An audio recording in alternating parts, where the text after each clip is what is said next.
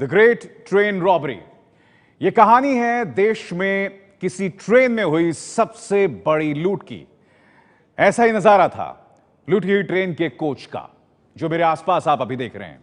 ऊपर से छत कटी हुई थी, नीचे नोटों के कुछ डिब्बे खुले हुए थे, जैसे कि आप आसपास देख रहे हैं, और कुछ नोट बिखरे हुए थे। नजारा देखकर आरबीआई के अधिकारी हैरान थे।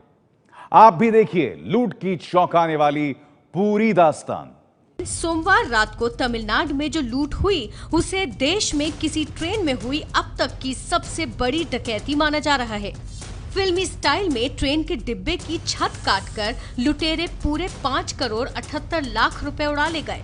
ट्रेन में सुरक्षा के लिए 18 अफसर तैनात थे, लेकिन किसी को कानो कान खबर नहीं हुई।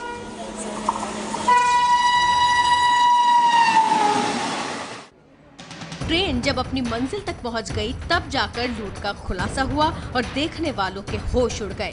यही है वो कटी हुई छत का हिस्सा, जहां से पूरे 6.25 करोड़ रुपए छूमंतर हुए। अब छत से ही उतरकर अधिकारी जानने में जुटे हैं कि लूट को अंजाम कैसे दिया गया। सोमवार रात 9 बजे सेलम से चेन्नई जाने वाली सेलम चेन्नई इग्मोर एक्सप्रेस रवाना हुई। पूरा सफर करीब 350 किलोमीटर का है।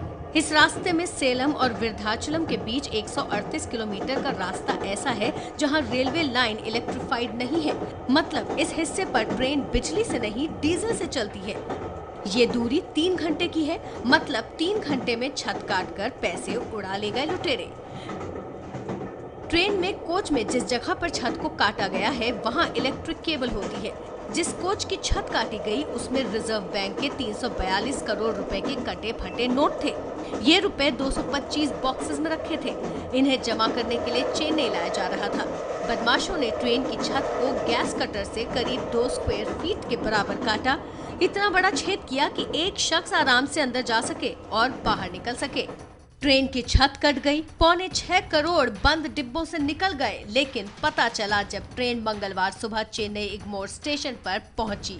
रिजर्व बैंक के अधिकारी ने कोच खोला तो अंदर की तस्वीर ने उसके होश उड़ा दिए।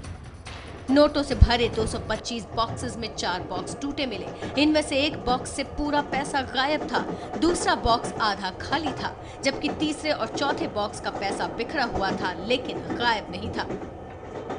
पुलिस के मुताबिक इस बॉक्स को इसलिए छोड़ दिया गया क्योंकि इसमें कम पैसा था। फॉरेंसिक टीम और पुलिस मिलकर जांच में जुटी हैं ताकि लूट का कोई सुराग हाथ लग सके। ये पैसा कई प्राइवेट बैंकों का था और रिजर्व बैंक में जमा करने के लिए चेन्नई लाया गया था। RPF has registered the case. RPF, as per their act, they have registered the case, and the railway police and the local police all are with them to detect the case quickly.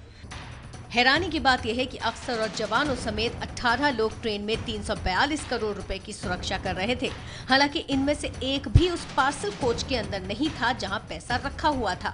मामला चौंकाने वाला है, लेकिन इतना तय है कि पूरी प्लानिंग के साथ बेहद शातिर लोगों ने लूट को अंजाम दिया है।